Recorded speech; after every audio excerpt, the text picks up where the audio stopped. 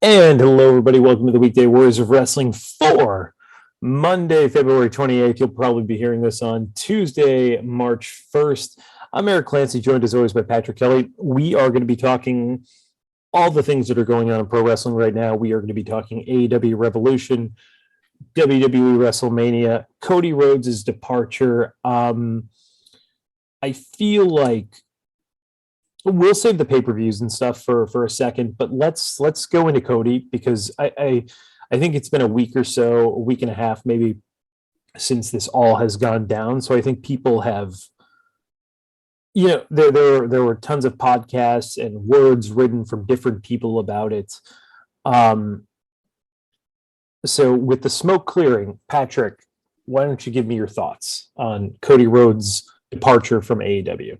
Well, it's shocking considering he was one of the guys that helped form the company and was kind of the Bucks were there. Yes, Omega was there at the beginning, but Cody was like the main spokesperson for AEW. He was like the face of the brand when they initially started, and really got them off to a great start with I believe that he was one of the major factors behind All In. I believe that match he had with Dustin on the very first AEW show ever was a huge, like, putting your foot through the door in the right way type of moment to establish AEW.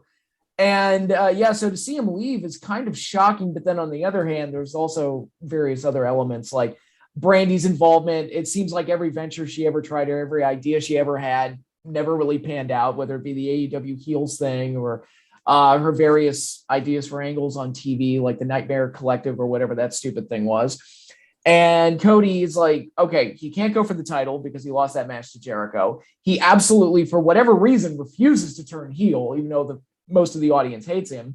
And I believe that there was some kind of a falling out between him and the Bucks and in the other members of the Elite. So we don't know the full story on that. This is just me speculating based on how everything kind of played out on TV, where one day they're all together and then the next day they are not ever on camera together, ever. So it felt like he was very limited in what he could do as a performer because he was just kind of, booked himself into this corner. And I don't think any less of Cody as a performer necessarily. I think he's a fantastic performer, probably the most complete performer out of all the members of the Elite. But I don't know if he felt like he did all he could there and he just needed to try and go somewhere else to reestablish himself. I don't know, but it's shocking news. But at the same time, he was also kind of taking away from AEW a little bit through some of the things that he was doing on their programming. Okay, so I'm going to disagree with you on almost everything you said. Oh, okay, great. Okay, one, I'll start with this. One, I do not think Cody was taking away from the programming, and I know that a lot of people feel that way. I know that you feel that way, and that's totally fine. I for one have always loved Cody's kind of old school Georgia Southern Tennessee style of wrestling of just sweat and blood. And I've always generally liked the way he's told stories. Now, there's been some things that's happened that have soured people on him, whether that was the tattoo, which does suck, whether that was Downstate. I think that's how you say the name of that band that also does Dolph Ziggler's theme, playing that horrible version of his song. I mean, I know they do his song, I get it, but that performance was terrible. So there was that. There was the US UK promo, which I know people didn't like. I thought it was fine. He was having a feud on Memorial Day. I'll be honest, I don't remember it. That was I was thinking about on all the stuff he's done in AEW. That's one thing I don't even remember. People hate it. I can see where it's a little bit old fashioned, but I thought it was fine. I mean, he feuded with QT Marshall, but he went over him. So I don't know. To me, he put over guys like Aleister Black and Sammy and Darby and etc. So to me, I always thought, and I still think that Cody's a giant star. That said, and I could be totally wrong on this, and if I am, I'm wrong. I think this entire thing is a work. And that's not so when a lot of people say this, like, oh, it's a work, it's not real. I would love if this is a work. I would love if I'm correct, because I think it'd be great and awesome, because it's like legitimately sucked people in. It could also totally be real and whatever, but I think this is a work. I'm going to start with the biggest thing of all, the biggest thing that people can explain, but like it's such a bullshit explanation and it doesn't jive with anything else. Here are the facts. And this is Meltzer has admitted this. Keller has admitted this. All the EVPs and all the major stars that signed with AEW in late 2018, early 2019 had options on their contracts. They had options for Tony Khan to pick up and extend for, I believe, another year or so. Jericho had it. Both Bucks had it. Who else had it? Omega didn't. Omega just had a straight up 4-year contract, so his is up next year. And Cody had it. And Jericho got extended, and the Bucks got extended. And because if it's a club option, like in football or whatever, and you have stars that are doing well, like Jericho, like the Bucks, like Cody, these are all stars and assets. Like regardless of how you feel, you can make cases for each of them. You can make a case for Jericho. Oh, he got out of shape and whatever. And granted, Jericho's in great shape now, but he got out of shape. He's almost 50. Yada yada. Oh, the Bucks, like they're a little silly. Whatever. Cody, he's getting booed or whatever. These are all things, but for the most part, these are stars. And in pro wrestling, this is a star-driven business. You keep your stars. So it has been said by Meltzer, by many people, that and confirmed that the option was in Tony Khan's court. So you're telling me that Tony Khan, who for what we know about him, generally seems to be a pretty smart businessman, seems to be a pretty smart booker, and he's going to, a year before his television rights negotiations comes up, is going to say, you know what? I'm going to let one of my biggest stars' contracts lapse when I don't have to. I can just pick up the option. I just have to pick up the option. That's all I have to do. And I'm going to let him go to my biggest competitor in time for their biggest cycle. And I'm not going to have him when I'm trying to pump up ratings for when my television rights are being renegotiated. You're going to tell me with a straight face that he did that. So we have two options here.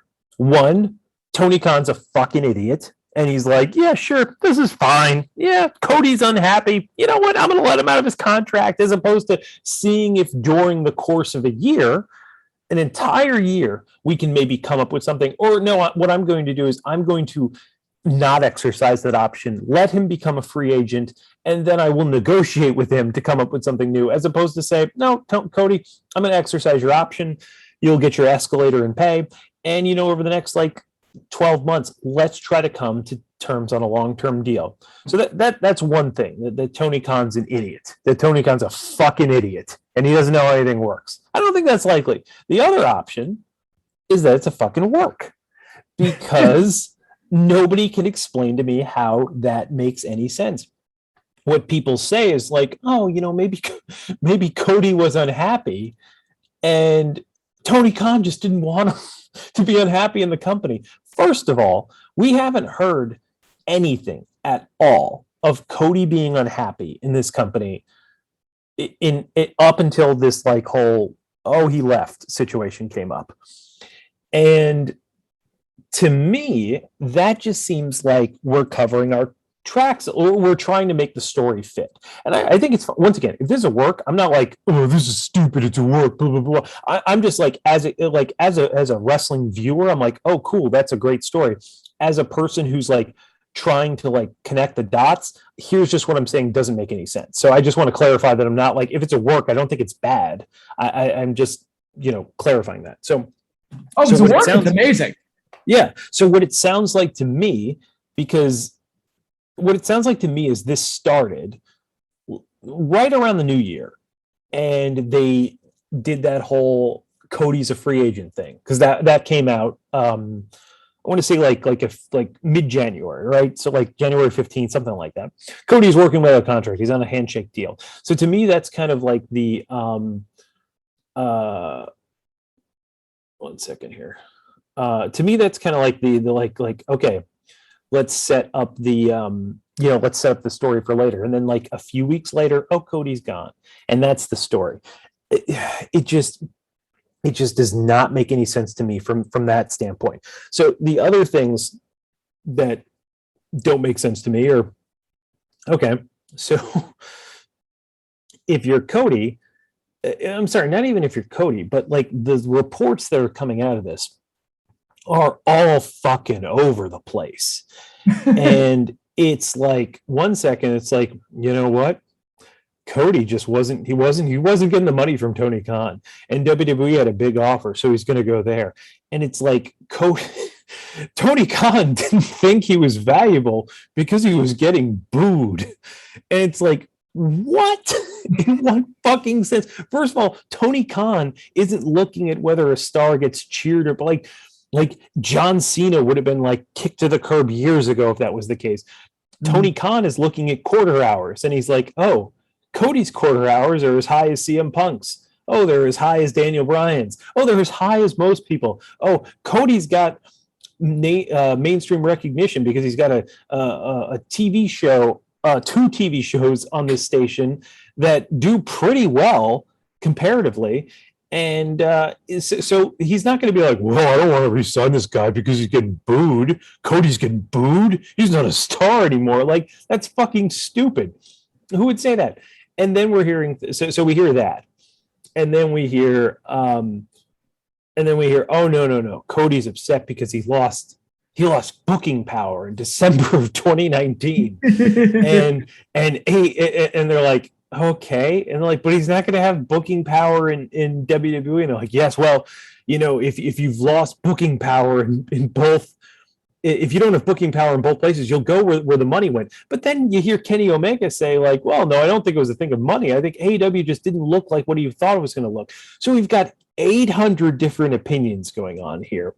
So what that says to me is that there is a real story, which is probably known to 5 people, probably Tony, probably Brandy, probably Cody, probably a top lawyer person in AEW so they can like basically like be cool with that, and probably somebody at Warner Media. So they're like, hey, you're letting this guy go even though we have 2 deals with him. By the way, Roads to the Top is not yet canceled. By the way, Go Big Show has not announced any sort of replacement for Cody Rhodes. By the way, Cody's stuff is still up on AEWshop.com.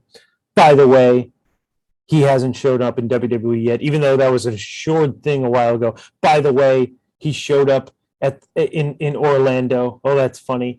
It's just all these things that were like, oh God, he's going to WWE. Oh God, he's going. And by the way, guys, he could show up at WWE right now. We're recording this at 8:20 p.m. So he could be on. He might be debuting on TV right this second. Right this second. So this could come out, and I could look like a fucking idiot. And feel free to make fun of me, but I'm just going with my gut reaction of how this looks. I've heard different things where like, oh, Tony's buying Ring of Honor and Cody's going to run it as a booker, and it'll be their NXT, and it's what they can do with some of their excess guys to get some like reps and stuff. And then Cody can lead like an NWO type thing. And like, that would make a lot of sense to me. Plus they get a tape library, which they can then use to sell essentially to HBO Max or something. So to me, there are too many questions that do not have good enough answers for me to think this isn't a plan. And by the way, like, we've seen on Road to the Top, if you've ever watched that show, we've seen that.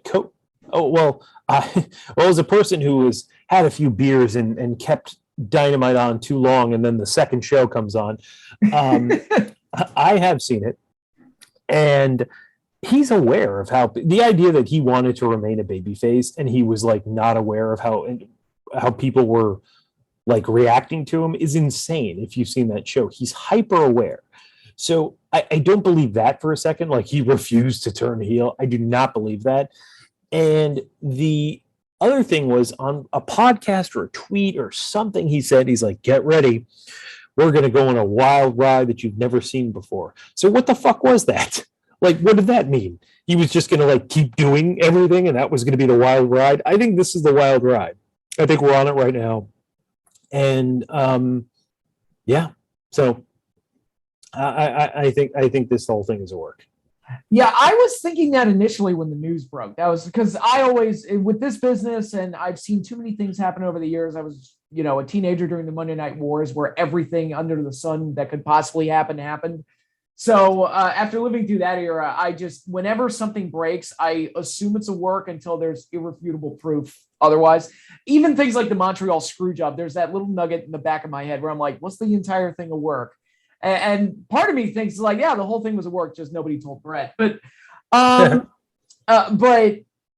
yeah, if they pull this off and they line it up exactly how you've described it, it would be the greatest fucking work in the history of the business, and it would be amazing.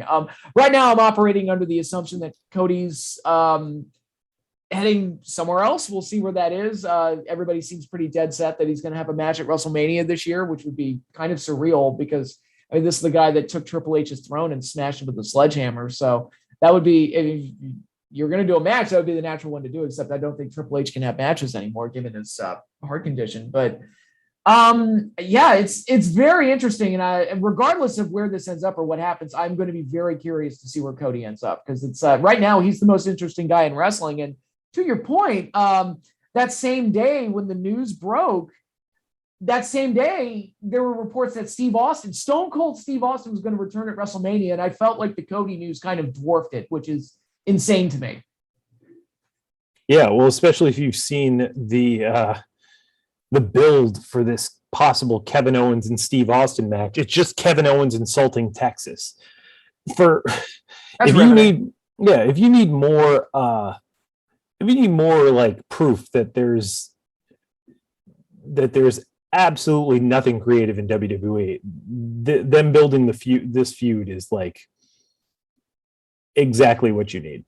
So with that said, let's go into the big shows that are coming up. We've got this weekend on March 6th, which I believe is a Sunday, actually, right? Correct. Yeah, AEW doesn't normally do Sunday pay-per-views. I know. It's very obnoxious. Well, I'm still telework, so I can afford to sleep in a little bit. Yeah, me too. But it's just like I fall asleep during these things, and they have 920-minute matches, and I get tired, and I wish I don't think we need the HFO versus Sammy, Sting, and Darby, and maybe we can lose. I don't know. Maybe the TBS title match. That's basically the women's TV title anyway. So does that? Yeah. I don't know. Anyway, so looks to be a good show, not a great show. Let's go through this. The initial thoughts, Patrick. I've talked for a while here. What do you think? What are you feeling going into this show with the card pretty much set?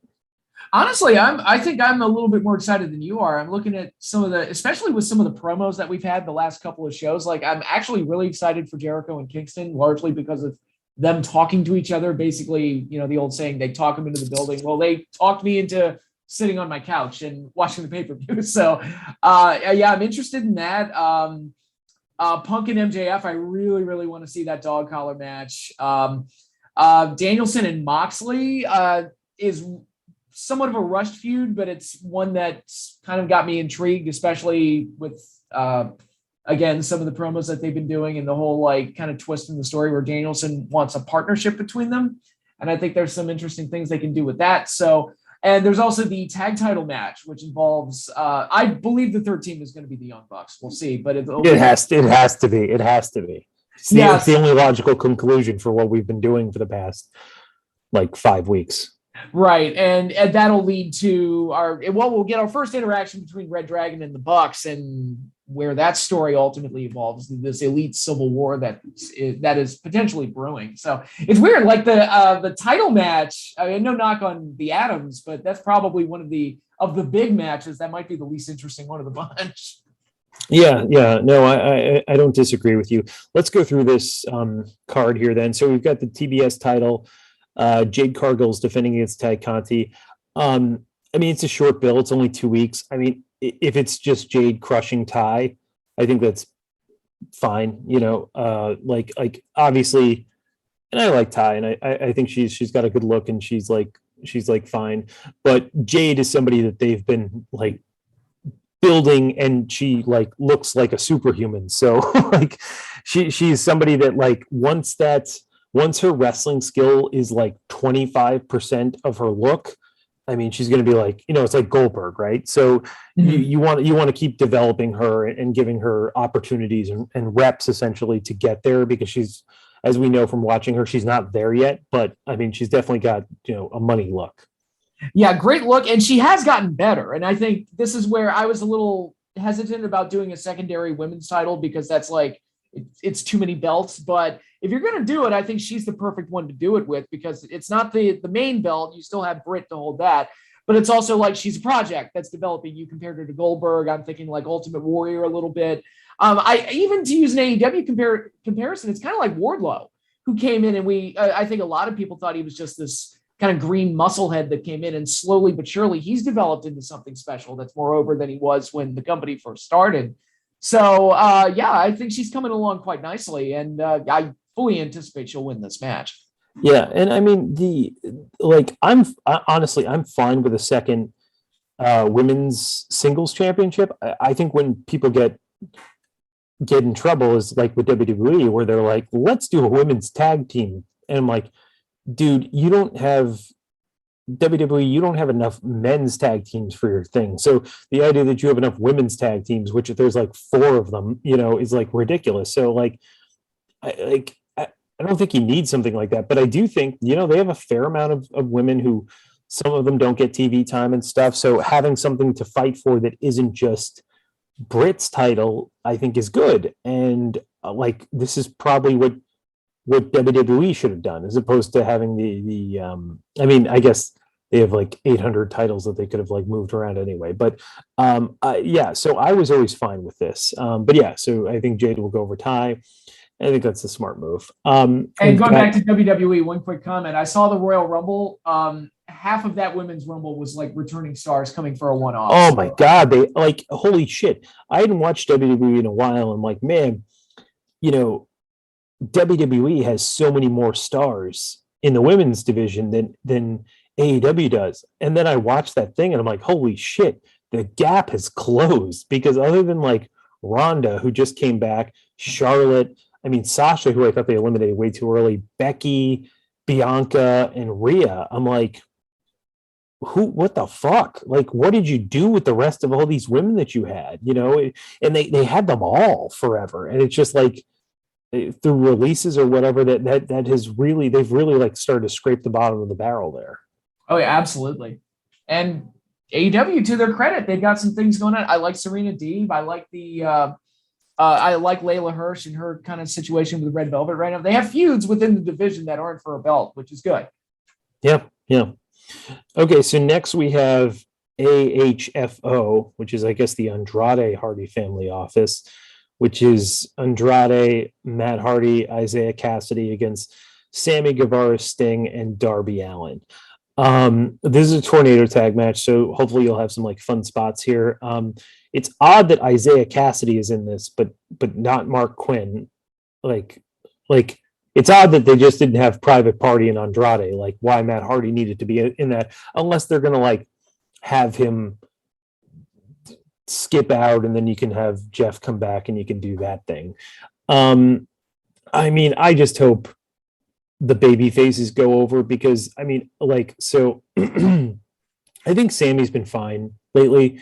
Sting and Darby, like, I think, and I was worried, and I was even worried initially when every week they'd be like Sting speaks, and then he'd get like interrupted by like Lance Archer or somebody, and nothing would happen. But really, ever since the feud with Team Taz, I think they've used Sting so well, and Darby as well. And like, I mean, I know Darby's kind of been a star for a while, but like it's just the perfect example of using an established star to create a new one. And they've really got such a great synergy to them. So Sting and Darby Allin are two people I enjoy seeing. And I think like I know Sting probably shouldn't be wrestling and he's like 60, but he like still does it. Whatever he does it well. You know, he doesn't like overextend himself. Whereas on the other hand, like I don't really care about Matt Hardy. Isaiah Cass, like Private Party has not improved since like the opening episode of Dynamite for me. And Andrade, I think, has just not done anything interesting since he's been there. So I'm hoping the baby faces just go over because I think they should. And hopefully we can kind of get rid of the Hardy family office because it bores the shit out of me. And you can do like a Hardy Boys reunion and people can be happy with that. Keep butchering the Blade though, because I like them. But even though they no, and I like the people like in it. It's just like the group, like I have no, and they're fine. I get they're low card heels. I get it, but like I just like nothing. They don't excite me, you know. Oh no, I know exactly what you mean. And Andrade, he's a perfect example of somebody that they brought on board because he got let go by WWE, and then he just didn't. He hasn't really fit in. He's just kind of there, and they keep plugging him into things just to justify having him there. It's like, oh, 1 week he's working with Malachi Black, and now he's with Matt Hardy, and now he's doing this thing and that thing, because it's like they don't really know what to do with him because he hasn't really been anywhere. And the fact that I understand he's made great strides with his English, and I applaud him for that, but he's not the greatest on the mic. And like, why did you take Chavo away from him? Why? Why? Like, I know there was a talk of maybe having Flair come in, and then Flair got canceled and something. But like, why? Like, why doesn't Jose the assistant speak for him? Like, why doesn't someone speak for him? Like AEW is pretty good about managers and like and accentuating people's strengths while hiding their flaws. Like Andrade's a pretty great worker. He's got a cool look. He's like that fucking black mask thing is dope. Like that's all really cool. Like have somebody else talk to him. Like we don't need him to cut his own promos, you know? So I just don't know why they haven't done that yet. Yeah. It's one of those weird, bizarre things that you would think would be an easy fix. Yeah. So up next we have the AEW World Tag Team title match. It's going to be Jurassic Express defending against Red Dragon and most likely the Young Bucks, which I think will be the right call. I mean, my hope is that Jurassic Express kind of picks up, like, you know, they find the right situation to take advantage of the turmoil between the other two teams. And then, as you said, Patrick, that leads to like this elite civil war and maybe down the road. I don't know how soon he's going to be back, but the idea of like Kenny and the Bucks against Undisputed Era would be pretty cool. Yeah, and I'm also thinking because they have Switchblade with them, he would go and be with the Adam Cole side of things. So it makes me wonder. It's like, all right, if Omega comes back, sides with the Bucks, who's going to be their fourth guy? You could always get the Hangman back. Yeah. That could be cool. Yeah. Then we have Bryan Danielson and Jon Moxley. This, I think, will be so good. And I've enjoyed the build-up. I know you said it was a short build-up, but I feel like it's longer than you think. And the story, I think, is solid. I like the idea of Bryan Danielson. Like, there's too many fucking silly people in this company. And you and I are different, but we both respect wrestling. And I want our philosophy to endure. I think that's like a very like interesting viewpoint. And I like where they could go with this because Moxley pointed out he's never beaten Bryan Danielson. Bryan Danielson's always beaten him. How interesting would it be if they have this great match, Danielson beats him, and then basically Moxley's like, okay, I'll be in this group with you. But there's always the fact that Danielson beat him. So Danielson's got that over his head, and maybe he starts doing things Moxley doesn't want to do, and then like Moxley has to break out, but Danielson's like, you know, you've never been able to beat me, you listen to me, and then maybe Moxley eventually overcomes that. I think there's a lot of cool story directions they could go with this, so I think this will be a good match, and I think it's going to lead to more cool stuff between these guys.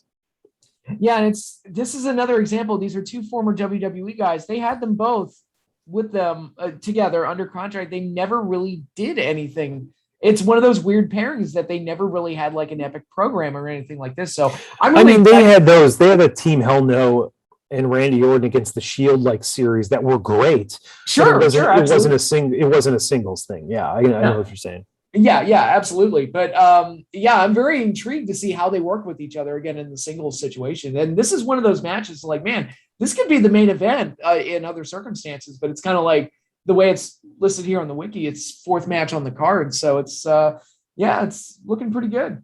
Yeah. So I think Bryan Danielson's going to go over with that one. Agreed.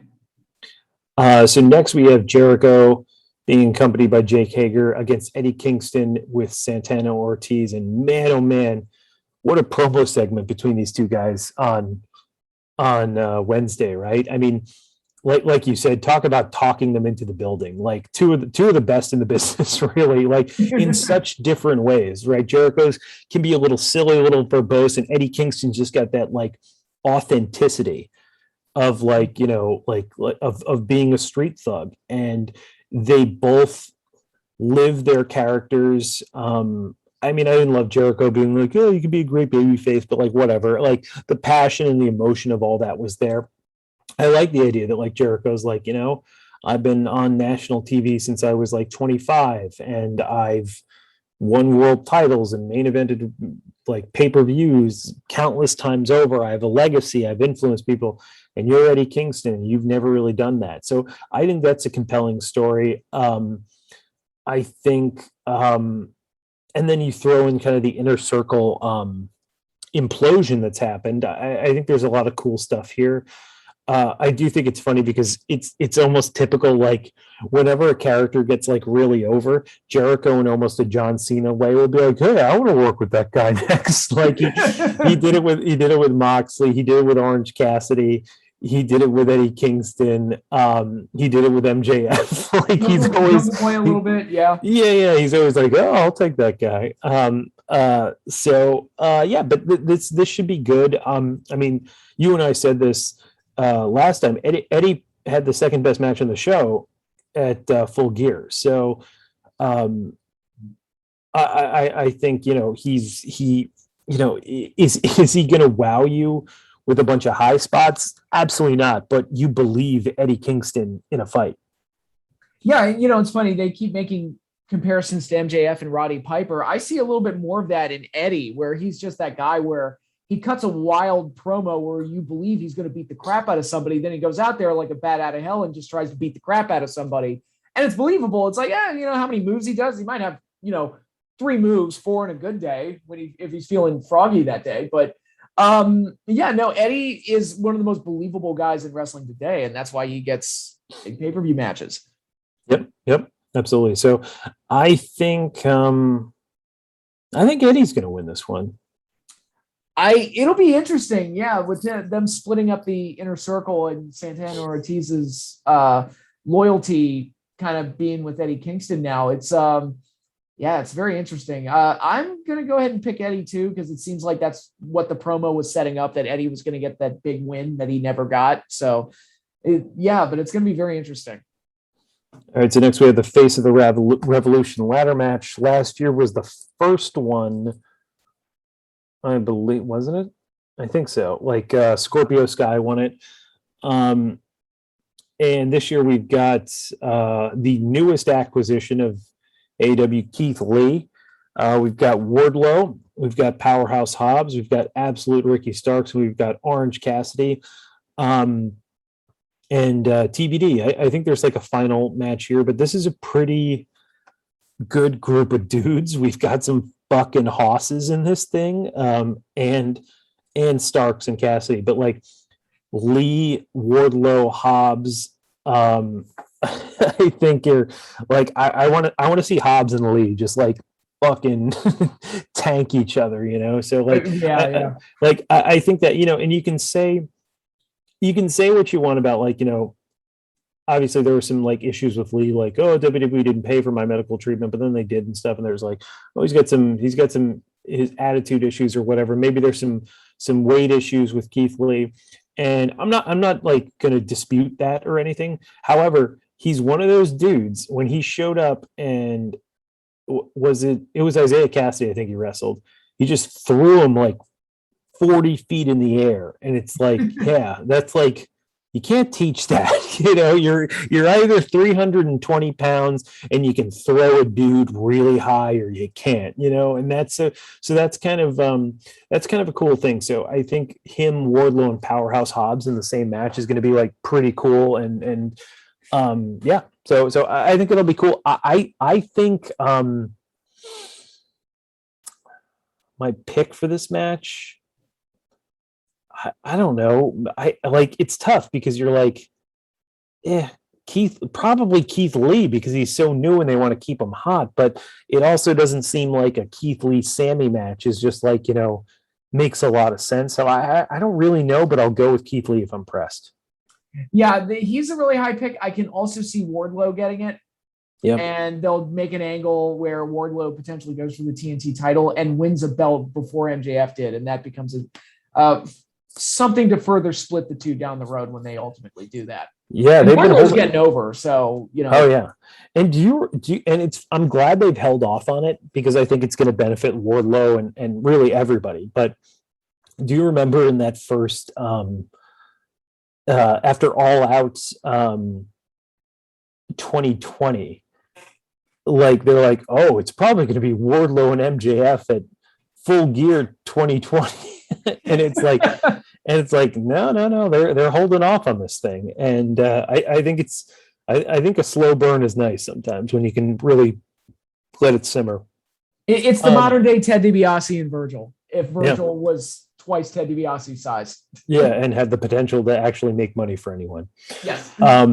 Okay, so the next match is, I gotta say, a kind of a disappointment for me. It's Britt Baker and Thunder Rosa. I think the match will be good, but like, to me, this should have been the Kenny Omega Hangman of the women's division, right? Like, right. It like, they were kind of like mortal enemies. They had that amazing match on St. Patrick's Day last year, and it was just like, Britt then went on to Stardom. She won the title. She would, Thunder Rosa like had her feuds with other people, but there was always this understanding that like, oh, Thunder Rosa has that win over Britt. Britt doesn't really have a win over Thunder Rosa. When are they going to face off? And it feels like it's just another feud, and I don't think it should be. And I don't think they've had the opportunity to have like a real great promo hype segment to go into this. So like, this should be way more epic than it is. And I'm not sure why it isn't. I think this match was a casualty of, they probably had this match penned months ago. They're like, we're going to do Thunder Rosa, Britt Baker 2, Electric Boogaloo at Revolution. But they brought in so many people and the roster's gotten so big, which everybody's commented on.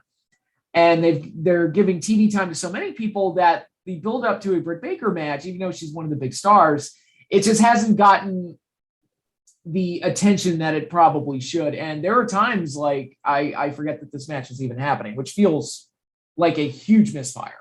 Yeah. I'm with you. I think the match will be really good. It's just that they probably didn't get the promotion that they should have. Yeah, and I can see. I'm probably going to pick Thunder Rosa. I think she should. I think she may win. It just would have been nice to maybe have a little bit more fanfare for that build-up, if that's the case. Agreed. Yeah. So the next match is probably the one that's gotten the most hype and the most story going into it, and that's CM Punk. Should be the main event. Probably, but they don't normally do that, so I think it. I don't know. I think the world title match will be the main event.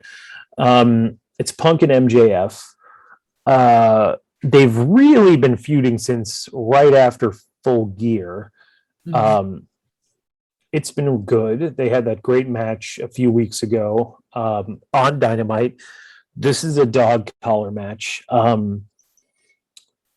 I think it's gonna be good. They had that MJF had that amazing promo last week, which added so much depth to the character. And even though I think it's gonna turn out to be a ploy to lure Punk in, and he's just gonna be synced to a new low, I think it was great work. I mean, I think this match should probably be the match of the night.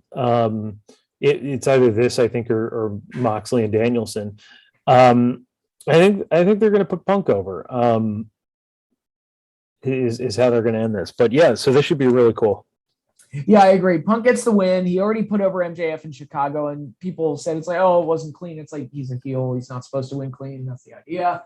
I think the build up to this has been fantastic. I love their first match, and I think the second one is going to be a bloodbath, and it's going to be great. And will hopefully be a satisfying conclusion to AEW's best storyline. Yeah. All right. So then we have the main event here. It's the AEW World Title. Hangman is defending against Adam Cole. This has been a pretty kind of what we've alluded to all show here. This has been a pretty standard feud. I think there's been a lot more heat behind Hangman's feud with Danielson, with Archer. I mean, I'm sure they'll have a perfectly cromulent match, but I mean, it's.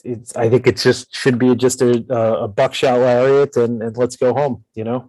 Yeah, it's unfortunately these two guys, and I think they'll go out there and have their usual great match that they're capable of having. It's just that when you've got so many great promos on the undercard, Punk, MJF, Jericho, Eddie Kingston, Danielson, and Moxley, it's just kind of like this one kind of got lost in the shuffle a little bit too. And Mike work, not really Hangman's strongest suit. Adam Cole has always been solid on the mic, but not as good as the other names I just mentioned. So this one just kind of feels like kind of a utilitarian main event. And I feel like I'm with you. Hangman gets the win here. All right. Patrick, we have a little bit of time left. For those of you who have been listening to us for many years, you know that going up to the big WWE pay-per-views, we always do a rewind, whether that's SummerSlam, Royal Rumble, Survivor Series, or WrestleMania. We'll do one of the big four for a rewind. You ready to do one right now? Let's do it. All right. Hey, here we go. It is going to be... Oh, you know what? I'm not even going to tell you the name of it. I'm going to give you the official theme song for this WrestleMania, Patrick, and you tell me which one it is. It's Crack Addict by Limp Bizkit. That'll be one of my favorite WrestleManias, WrestleMania 19. Yeah, it's so good. One of my favorites as well. It's 9 matches.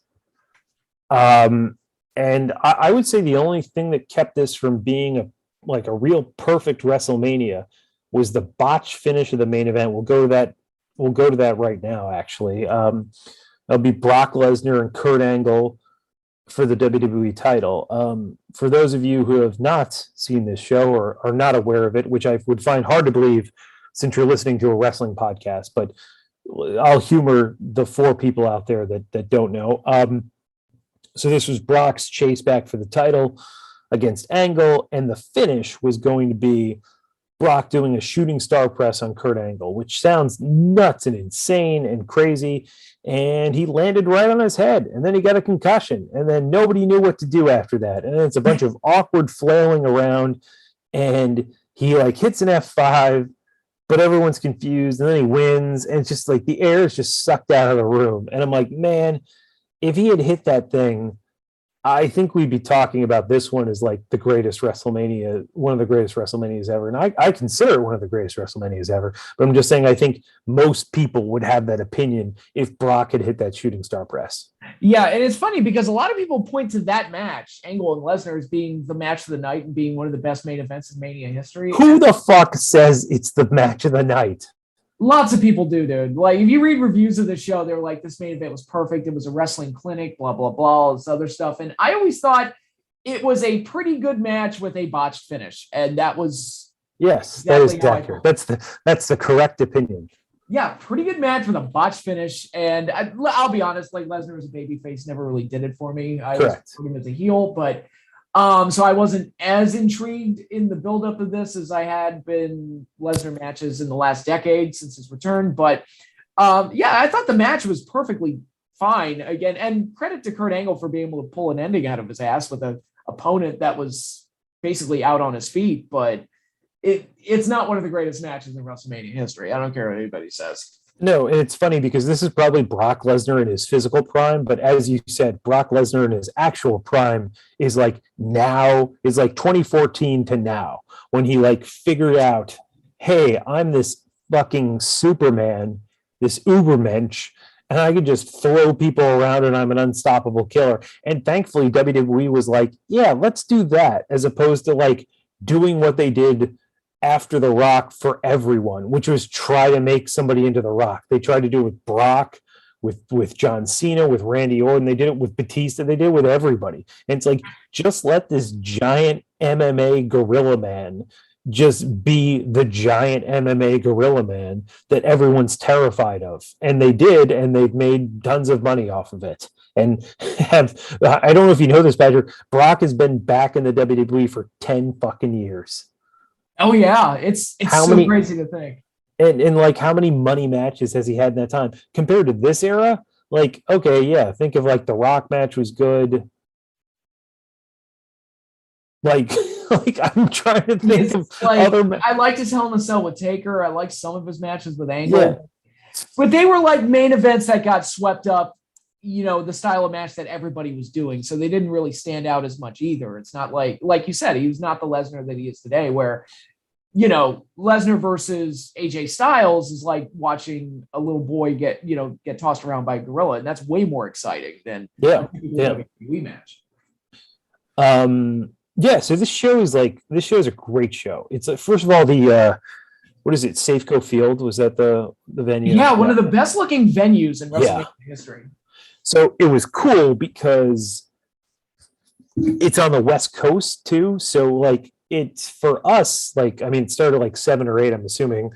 But it's still like light there.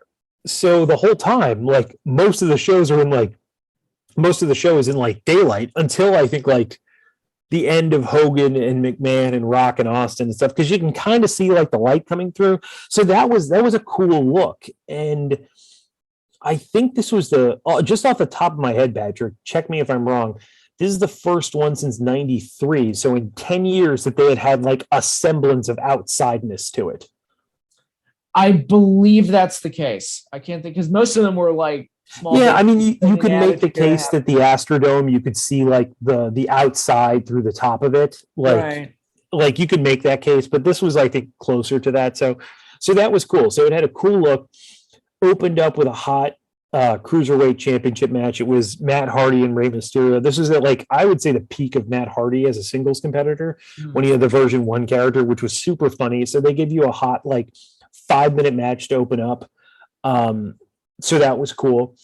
Then after that, they cooled us down with a garbage match, which was The Undertaker against Big Show and A-Train. Now, Patrick, who was The Undertaker supposed to team with? Well, it's funny you mentioned that this match was garbage, because apparently it was going to be much worse. His partner was going to be Nathan Jones, the Colosso of Boggo Road. Yeah. Boggo Road. I love when he's, first of all, there's 3 things I love about it. Number 1, I love that that's his fucking stupid like modifier. Secondly, I love that like you remember it every time. And thirdly, like the Colossus of Boggo Road. Somebody was like, yeah. Let's call him that. Oh my God. But he was green as goose shit, and so bad that they pulled him from the match the day of the show, and Undertaker just went out there and won a handicap match. So, I mean, I will say this. He looks like a fucking $1 million. Like, great, fantastic look. He's like 6'11" or something, or like 6'10" or something insane. He's like cut. He looks like a psychopath. He was legitimately in prison. So like, if you could teach this guy to do the most basic of moves, he would probably be a main eventer, but he couldn't even do that. So they're just like, fuck you. You can't be on this show. You're too bad. So and when you think of the people that Vince McMahon has put out there in front of cameras for WrestleMania, like Uncle Elmer had a WrestleMania match. Giant Gonzalez had one. Yeah. How bad do you have to be to let that happen? Yeah. Oh man. So yeah, this was one year where the streak was not in danger, like at Yeah. all. All right. Next, we had a triple threat match, which I think at the time it was Trish beating Victoria and Jazz. And at the time, because there were hardly any good women's matches back then, I think this was one of the better matches we had seen in that era. Yes, it was. It was surprisingly good because we were used to seeing them as kind of buffer matches. So to see them go out there and put on this really nice athletic match, it was like, holy crap, the girls can go. Yeah, yeah. We had a triple threat match for the tag team titles. It was World's Greatest Tag Team, Team Angle, whatever you want to call them, Haas and Benjamin against Benoit and Rhino and Los Guerreros. And this was so, you always hear people talk about, oh, the SmackDown 6, and it was like Angle, Benoit, Edge, Ray, and the Guerreros. And they had those great series of matches in the fall of 2002. This is not that. However, it's 8 minutes of like pretty fun stuff, like tells a good story. Team Angle wins, which is good because it's like, oh, Angle's guys have won. He's coming up next. So it like kind of sets up your main event in a way. This is a fun little match. Yeah, it's ideal filler for something like this and gets guys on the card and everybody looked good. And man, Haas and Benjamin, they make me wish that WWE's tag division at the time was better because man, they were great. Like I should have been seeing them tearing the house down with that M&M. And the fact that they were split just a year later is just insane to me. Well, Vince just loves splitting people. So, yep. All right, now we start again the meat of this show. We get the actual match of the night, which most sane people recognize as the match of the year. And the match of the night, it was Shawn Michaels beating Chris Jericho. It's a 22-minute match. It's basically the samurai, like old gunslinger story of like the young guy is going to come and try to take out the person that he's looked up to. And he almost does it, but he's not quite there. That's kind of the story of the match. Like amazing, all-time great match. Shawn's back in the first time since WrestleMania 14 and looks like this could have been WrestleMania 15. Like it was how good he looks in this match. Yeah, and this is one of those matches where when they set it up like months earlier, I was like, well, I mean, shut up and take my money. I'm there. This is the match I want. And I had an idea in my head of how the match was going to look, and it played out almost exactly as I pictured it. I mean that as a compliment because they gave me exactly what I wanted from bell to bell. Well, this was always the match that we wanted to see, but didn't think we would because Shawn had retired. And then Jericho comes over in 99, but at that point, we're like, oh, Shawn's not going to wrestle again. He's done. And then he comes back. He does this stuff with Triple H, and you're like, okay, that's a match we wanted. And he had like a match with RVD, I think, in there too. But like pretty much the next match people wanted Shawn to have was with Jericho. And so the fact that it kind of materialized and it was like really a dream match. I mean, Shawn had a lot of dream matches because there were so many guys that came up in the time that he was out, where you're like, well, what about this guy? What about this guy? So like this was this whole card in this whole time period, you had a shit ton of dream matches. You had like Hogan and McMahon because this is 2 years WCW's gone. So they're the only game in town. So they're getting everybody now. And like, obviously we would see until AEW comes up, they would run that fucking well dry and not create enough new ones. And here we are. But great match. Next, we come to our Raw World Title match, the World Heavyweight Championship match. This match is infamous for many reasons. It's Triple H with Ric Flair and no one else because all of Evolution got injured in like one match in March of 2003. And he defeats Booker T.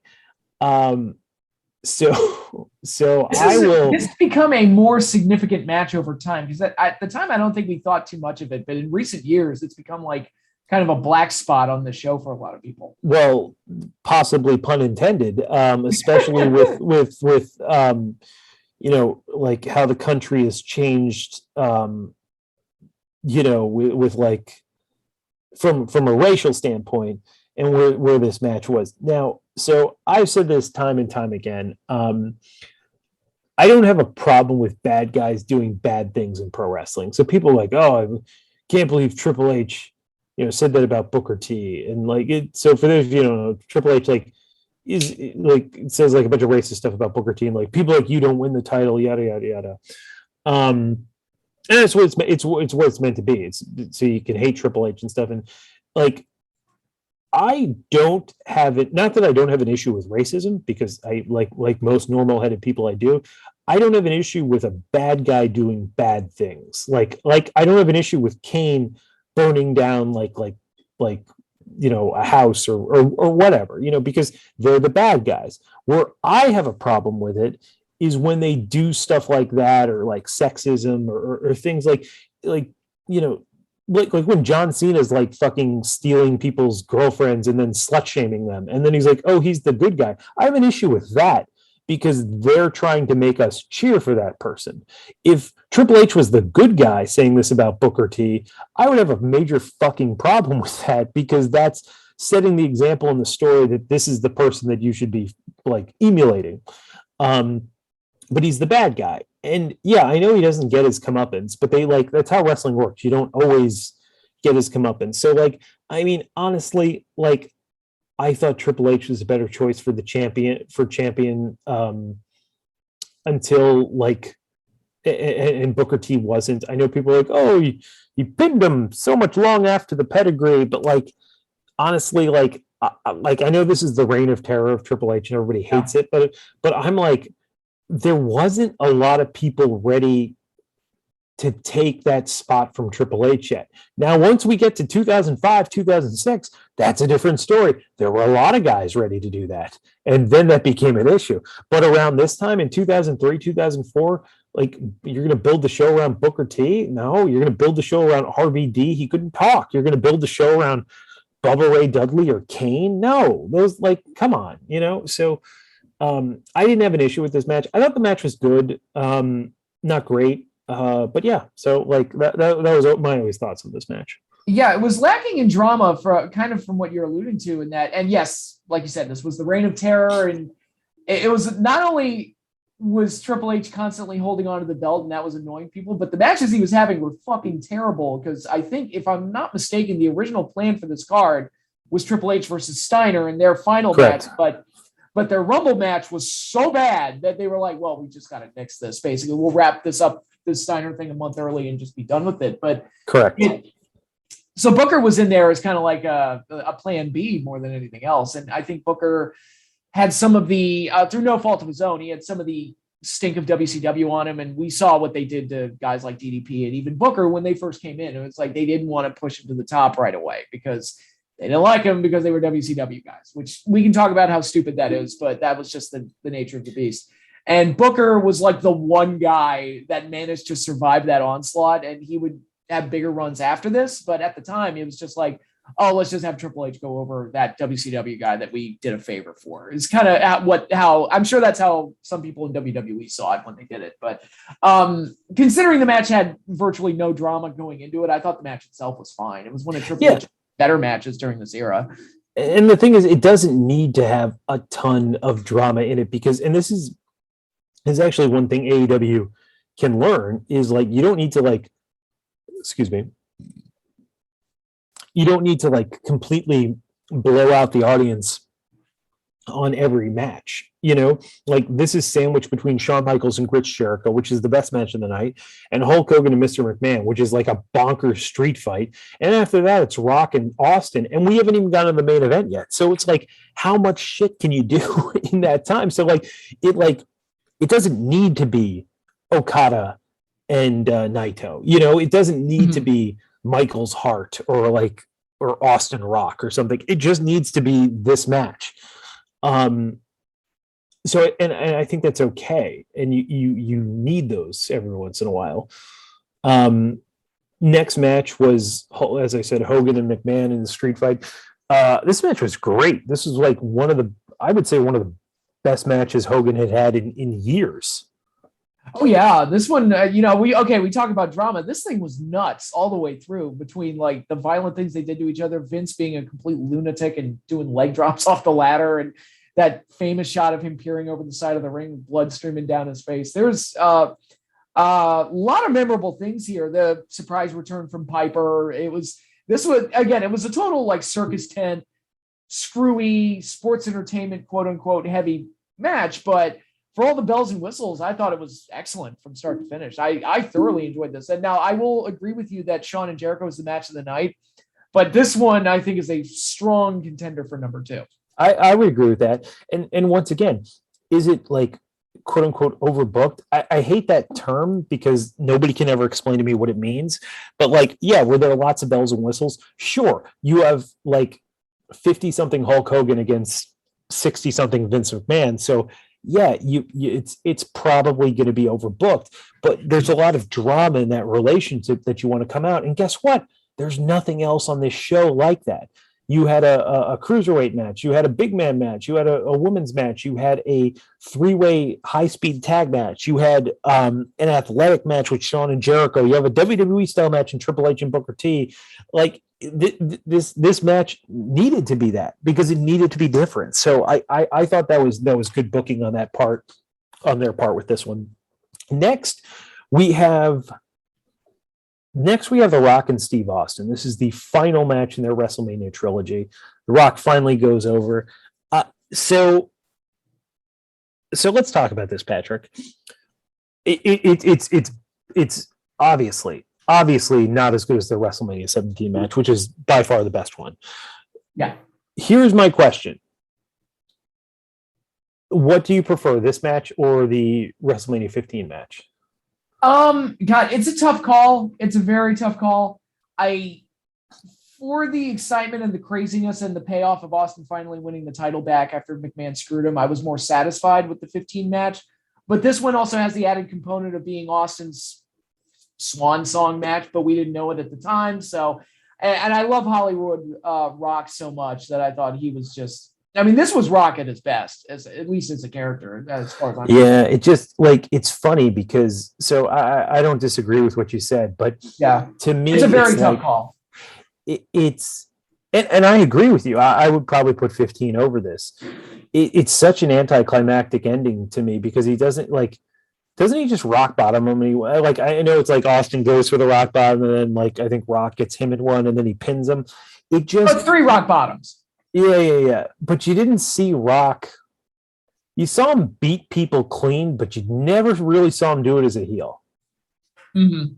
So this is when they started transitioning Rock from like a heel that couldn't do anything to like he's good no matter what alignment he is. And I don't think as a fan I was ready for that. I don't think they had established that for me yet because he like cheated to beat Hogan last month, you know. So yeah.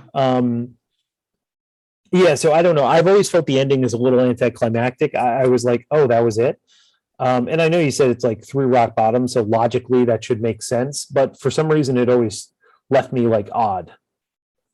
Yeah, maybe, I don't know, maybe we would have felt differently if they had hyped this as Austin's retirement match. But again, nobody knew it was going to be Austin's final match until after it had happened. So a lot of balls were up in the air for this one. Especially Austin went to the hospital just right before the show, which is crazy. Yeah. Found that out. That's a good point. But yeah, I mean, the match itself, it's Rock and Austin being Rock and Austin. And it's kind of like, it does kind of have like a sense of finality to their story and their rivalry. So to that end, I thought it worked very well. Yeah. Okay. I think we were a little over. We had a lot to talk about, but hopefully we can try to be back next week though. I think that's it, right, Patrick? I think we're good. Yeah. And we didn't do the fan mail today, but if you want to send us questions, you can send them to weekdaywarriors2020@gmail.com. I have questions for this week, but I didn't get them together for the show. That's my bad. That's fine. We'll do it next time. We'll do it next time. Cool. Okay, everybody. Thank you for joining us as always. I'm Eric Clancy alongside Patrick Kelly, and we are signing off.